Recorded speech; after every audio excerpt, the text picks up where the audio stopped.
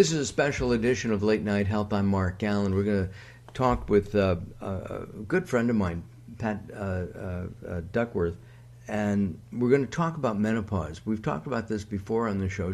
Pat has a brand new book out. It's called Menopause, Mind the Gap.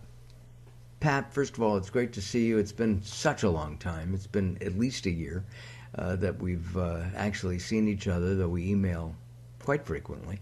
As you will hear in just a moment, Ms. Duckworth is from the UK, across the pond, as they say. She's in England, and we appreciate your spending some time with us. You have a new book out, Menopause, Mind the Gap. Do people understand what menopause is, both men and women in general? Do you know, women are generally really under-informed about it. I don't know if there's a thing that they think that if they talk about it or read about it, it's going to bring it on and they don't want to get there. You know, it's that kind of, I just want to keep it away as long as I can. And then the result of that is that they go into menopause not really knowing what their symptoms are. They self-diagnose and misdiagnose, and they don't take action that would really support their health, just simple things that they could be doing to support their health. And it not only affects them in their personal lives, it affects their work lives and careers as well. That's why it's like, mind the gap, you know, this gap's coming up. Is menopause still a stigma? You know, we don't want to talk about it, so we'll ignore it? It is, and I think that's because, well, loads of reasons. Firstly, it's about getting older, and that's still that stigma around aging. And for women, it's this massive life change from being their sort of fertile sex goddess into, am I becoming the crone? And there's so much negative wording around it. Just, if I say the word menopause when I'm doing training sessions, nobody can come up with something positive to say about it. So there's a lot of taboo, a lot of stigma, and that's what I try and overcome by talking about it and through the books that I write. And in your own personal life, tell us about your journey through menopause, if you could, for just a moment. Yeah, so those years before menopause, because menopause takes place around 50, just naturally, but it can, a whole lot of other things I could tell you about it occurring in other situations. So in my late 40s, I was working in central government. I was a director. I had a lot of responsibility. I was traveling into central London every day, busy life. And I was studying for an MBA at the time as well. And yet I felt all the time like I needed a new pair of glasses, like I couldn't focus properly. And I didn't know that this is one of the symptoms of menopause, not bad eyesight, but brain fog, where you just don't think as clearly as you used to. And I was very worried that as I approached 50, I might start getting hot flushes or hot flashes, as you call them in America. Sitting on the train for an hour in the evening, you do not want to be getting that hot. So I started to worry about that. And what happens with a lot of women is starting to lose confidence because you're not sure what's going to happen, whether you're going to look, a bit hot and sweaty in a meeting. Nobody wants that look because it looks like you're nervous, even if you're not. So I was experiencing those kind of things, the brain fog, the sort of losing my confidence a bit, the worrying about what other people were making of me. But then the wonderful thing happened, which does happen to women at menopause, is that I got this kind of new lease of life where I suddenly thought, well, why am I doing this job? Why am I, up and down to London all the time? Why am I working for somebody who doesn't appreciate me? Life is wearing on. It's time to do what I want to do. And that happens to a lot of women at menopause because it's like the physical alarm clock goes off that says, wake up, there's time to do something else. Do most women misinterpret menopause and think it's the end of life, not the beginning of a new phase of life? Absolutely, Mark, because that's the way it's kind of sold to us. that something really important is ending rather than, but what's the other side of it? And of course, you could be living 30, 40 years after your menopause. That's a big chunk of time. And it's a time when you're freed up from worries about fertility, you're freed up from the monthly cycle. It could be if you've had children, they've grown up and gone now. So actually, there's a lot of freedom around it. That is a really positive message. In fact, last year I was talking to a homeopath, a male homeopath about it. And he said, "Are you still talking about menopause?" And I said, "Yeah." And he said, he said, "I really envy women menopause because it's like a reboot. It's a reset button." I thought, yes, that's exactly what it's like. It's a chance to do things starting anew. When you were working as a director in the government, had a lot of responsibility, did any of your supervisors notice the brain fog, and other symptoms of menopause? No. And honestly, I had the sort of boss that you wouldn't have gone and talked to about it. And that's what I'm trying to overcome with the book as well, is to say to managers, you could be losing performance from your women employees at all levels. You might have senior leaders who don't want to talk about this.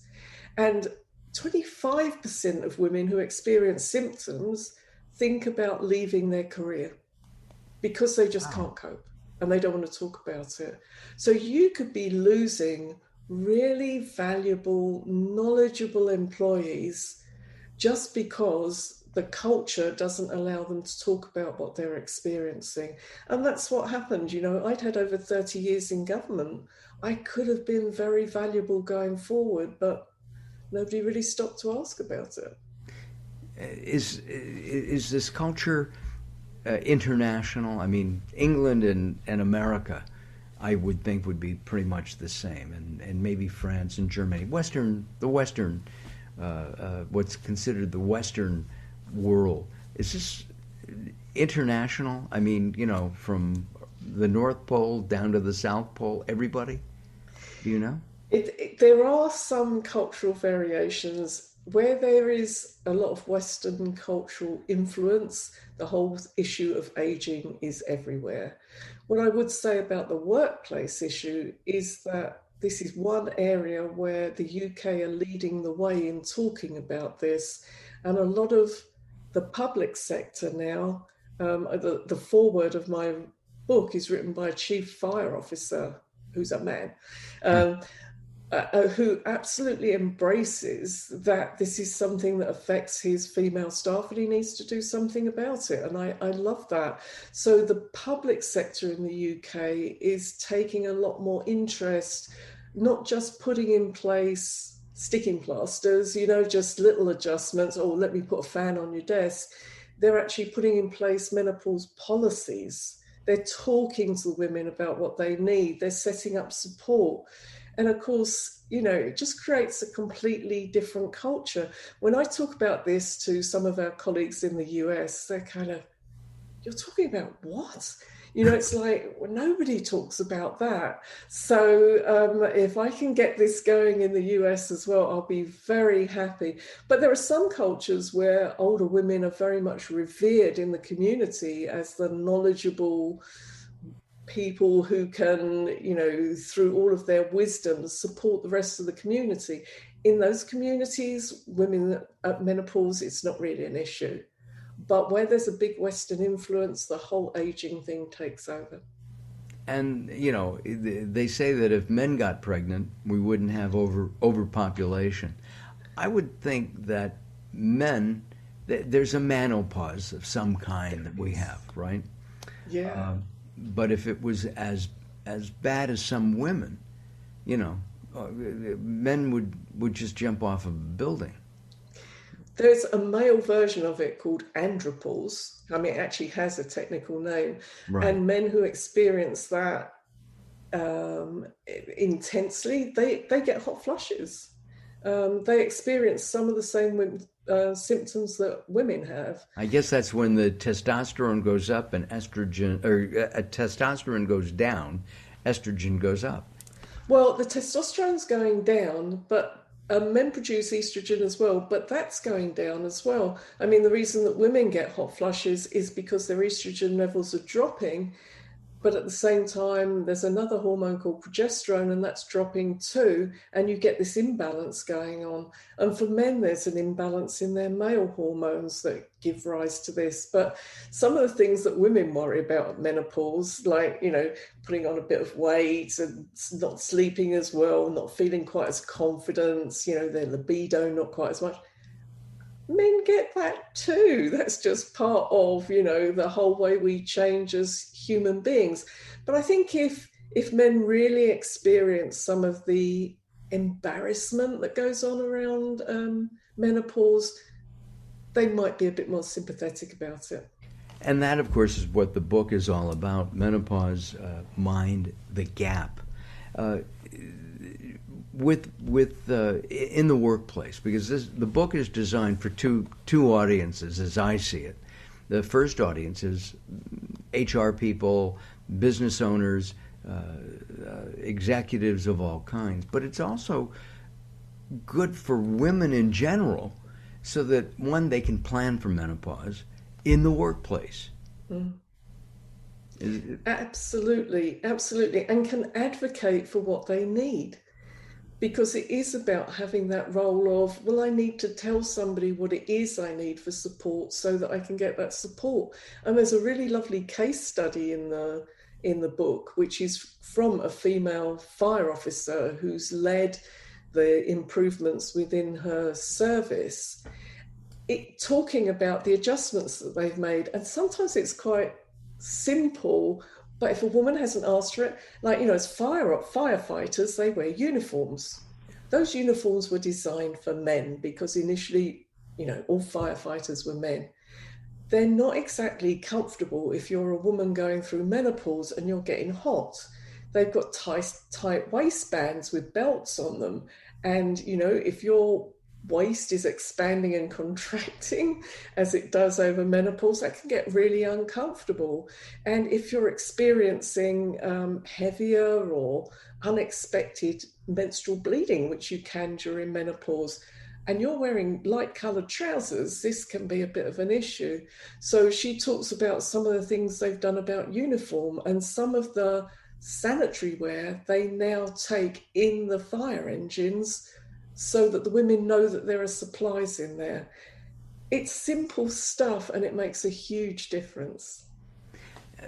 In the workplace, is that being adopted here in the U.S., do you know?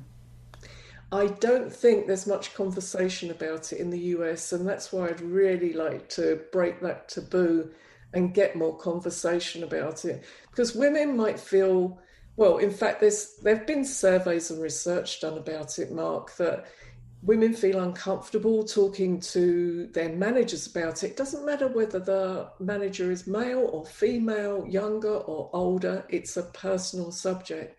And what some women fear is that they'll be seen as older, past it, a problem, rather than just somebody who needs a bit of support through this stage so that they can really do their work properly. Because nobody goes to work to do a bad job. And so if we can overcome that embarrassment and create cultures where it's okay for women to talk about this, just as now it's okay to talk about maternity leave. I'm of that age, Mark. When I started work, women who got pregnant, they didn't stay in their jobs. They lost their job, right? They lost their jobs. And they didn't get maternity leave. Unless we talk about these things, we can't change them. And now we have paternity leave. Yeah. Fathers get time off for when a new baby comes, and that's a step in the right direction, I think, for both men and women. And I think you're right. I think that we need to address menopause as managers, as business owners. And I think that your book gives a guideline on what to do. But every situation is unique. It's different. I mean, one woman might have hot flashes.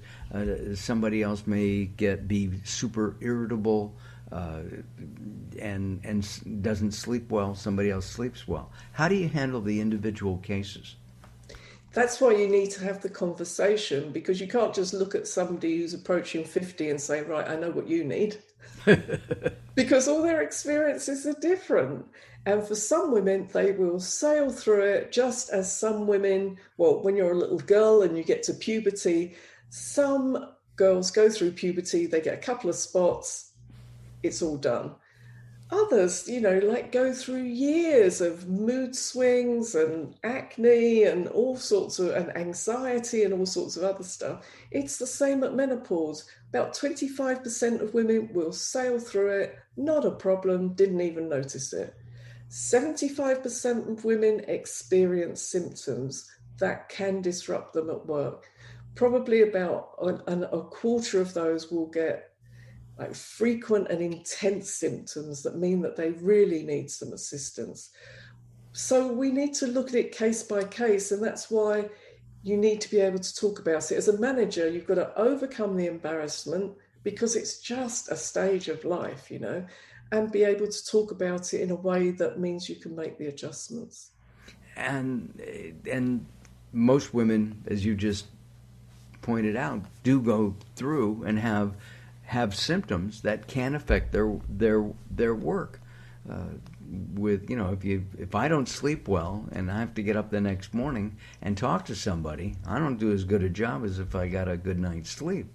So I would imagine night after night of that would be horrific if you're working.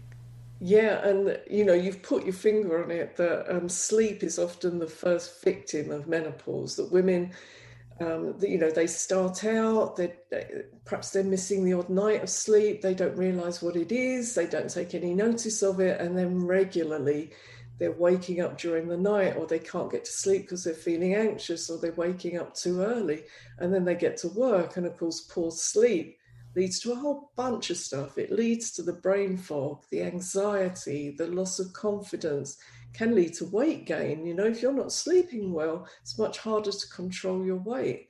So, and it can be that if you adjust your hours a bit, if you can have flexible working time, or just come in a bit later so you can be in bed a little bit longer in the morning, you've sorted it out. But if you're not talking about it, and you don't know why you're not sleeping well, and you know that sleeping tablets aren't helping, and that's why we need to be really well informed about it. The whole thing is communication. I mean, that's the bottom line. It's communicating between a woman and her supervisor in the workplace. And then that same conversation should take place at home as well. Yes, and in fact, what I loved when I went to speak to the fire officers was that one of them, his wife had, I don't love this, that she'd had 3 years of really bad symptoms.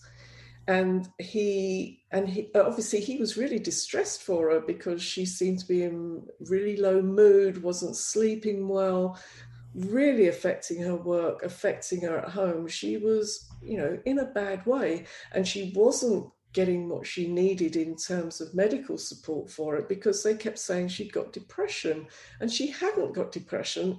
She was just going through menopause. Now, because he took her through that process and understood the conversations she's had with doctors, he's now a real advocate. He talks to the other firefighters of, you need to take this stuff seriously, because it might be affecting the woman in your life. It could be affecting you as well, because if your partner isn't sleeping well, if you're worrying about your partner, your life's not so good either. Right. With menopause, there are benefits, right? Are there not? You mentioned some of these. Absolutely. And so not worrying about contraception, you're not having to deal with monthly periods, so you're not taking around handbags full of sanitary ware, which some of us had to do, and you get a kind of a mental reboot.